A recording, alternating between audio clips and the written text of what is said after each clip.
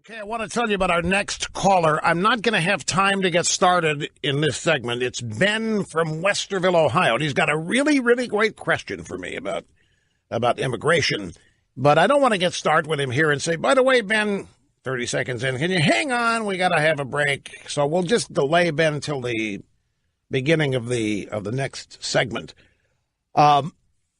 But there are going to be a lot of ancillaries attached to his call. As I say, it's about immigration. Okay, to the phones we go. Ben, Westerville, Ohio, great to have you. Thank you very much for waiting, and welcome.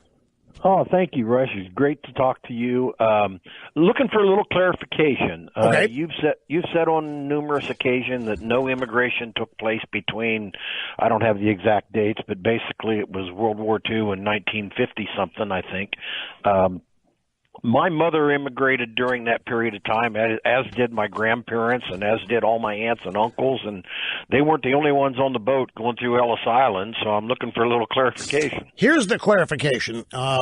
The first time I heard that, and what I heard was, by the way, that between 1924 and 1965, the United States essentially shut down legal immigration for the purposes of assimilating the massive numbers of immigrants that had come in the late 1800s through Ellis Island all the way through the early 20s. And I'd read that statistic 3 different times in 3 different Pat Buchanan columns. So, I trust Buchanan. I mean, Buchanan's not making things up. I went to the U.S. government immigration website, and I wanted to see, because I, like you, I mean, I've known people that came into the country at that point. So I wanted to see what the numbers really were. And there's a chart here, but I'm just going to give you the numbers associated with the chart. It dovetails with what Buchanan said. If you look at the numbers of immigrants prior to 1924 and after 1965, you find the chart is so small as to be statistically zero. Between 1921 and 1940, less than 50,000 people immigrated. As recently as 1920, it was 6 million. And when you don't get to 2 million immigrating to the country until 1961 to 1970. So there's a lull in there of those years, from basically 1930 to the mid-1960s, where the numbers of immigrants were 50,000 per year, 75,000 per year. So some came in, but the numbers of legal immigrants were reduced drastically. So it wasn't a flat-out zero, and it was not a total shutdown of the program, but it was severe. Okay. So essentially, you're right. I mean, if one comes in and I'm telling people nobody got in, that would be you're right and I'm wrong. So, but I'm not looking for I'm right and you're wrong. I'm just looking for clarification. But a lot of people are looking for they're right and I'm wrong. Not that you are, but I did want to find the numbers because it shocked me the first time I read it in Buchanan's column. It shocked me, and the first time I didn't look it up. And because the year 1965 made total sense, because that's the year Ted Kennedy began the effort to ramp up immigration, and that's when illegal immigration started. These numbers, by the way, do not include illegal immigrants. The 50,000 a year in 1930 is legal. I don't know what illegal numbers are during those years because we don't even know what the real number today is. But you can see it here on the graph on the chart that it just balloons in 1965 and starts climbing steadily. And that required the Simpson-Mazzoli Act of 1986 to grant amnesty to 1.9 million illegals. And we were told in 86, Reagan was told when he signed the bill, this is it.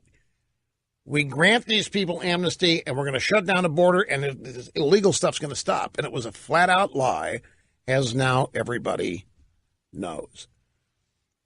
But we did drastically curtail legal immigration. And I think my words actually were, we essentially shut it down. And the numbers are, I mean, as I say on the chart, statistically so small that they don't show up year to year. There were people getting in. But the reason for this was not discrimination or bias or anything else. It was to give these other arrivals time to assimilate into the American culture so that we were not inundated with numbers that we could not assimilate and acculturate. I mean, there was a system to it. Illegal immigration was legal immigration, and people that wanted to come to America wanted to become Americans. Well, that's still true today, but there are a lot of illegal immigrants getting into the country who are not interested in becoming Americans. And their sponsors are not interested in becoming Americans because they don't believe in America anyway, not the way you and I do. Such as this mayor in Oakland, California, is going out of her way to warn illegal immigrants of when ICE deportation raids are so that they can avoid them. So you have an actual mayor of an American city in a sanctuary state, in a sanctuary city, working against law enforcement. She is breaking the law. She's getting away with it, which takes me to one of the ancillary pieces. I'm glad you called, Ben. Thank you. Thanks very much. I ran into a piece by our old buddy Seton Motley,